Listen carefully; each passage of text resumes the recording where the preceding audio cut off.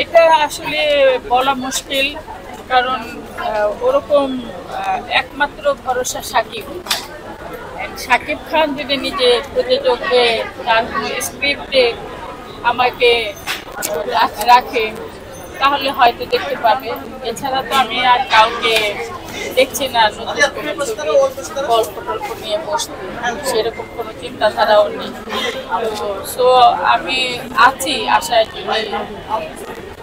কেউ করে আমাকে নেয়, আবার আমি ইনশাল্লাহ দর্শকদের আবার ভালো কিছু উপহার দিতে পারবো। নতুনত্ব কিছু ভিলেনই করি, যেটাই করি নতুনত্ব কিছু দিতে পারবো। আপনি যখন কাজ করে ইন্ডাস্ট্রি 1400 থেকে 2000 হল ছিল, সেই হল থেকে নেমে 120টা হল রয়েছে এখন বাংলাদেশে। কারণটা কি? যে আপনার কাছে জানি আপনি একজন সিনিয়র একজন অভিনেত্রী। কারণ কিছুই না, কারণটা হলো মাঝখানে আমাদের চলচ্চিত্র বাজে হয়ে গিয়েছিল, ছবি একটাও চলছিল না, যার জন্য হল মালিকরা চিন্তা করেছে ছবি না চললে তাদের তো লস হচ্ছে। তারা ডিসাইড করেছে হলগুলো ভেঙে তারা মাল্টিস্টোর করবে, সেখানে একটা সিনেপ্লেক্স করবে, এবং তাই হয়েছে, তাই করেছে তারা। সব হলগুলো ভেঙে টেঙে কিন্তু সব দিয়েছে, দোকান দিয়েছে, একটা সিনেপ্লেক্স হয়তো করে। তারপরও সব প্রত্যেকটা হলের মালিকরা যদি একটা করে সিনেপ্লেক্সও রাখে তাও কিন্তু অনেক হল হবে, আমাদের অনেক হল হবে।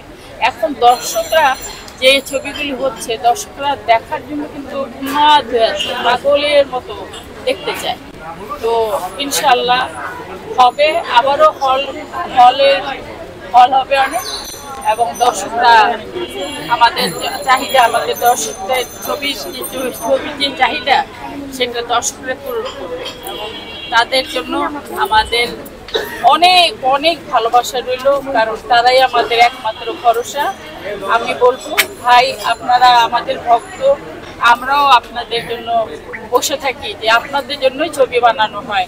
আপনারা যদি কষ্ট করে হলে এসে ছবি দেখে যদি ছবি ভালো না লাগে আপনারা কমেন্ট করতে পারেন, সেগুলো শুধরানোরও ব্যবস্থা আছে। কিন্তু আশা রাখি এখন ভালো মন্দ নিয়ে তো দুনিয়াটা, তো ভালো ছবি হবে তো খারাপ ছবিও হবে, তবে আপনারা দোয়া করবেন যেন ভালো ছবি উপহার দিতে পারি। সবাইকে ধন্যবাদ, ভালো থাকবেন।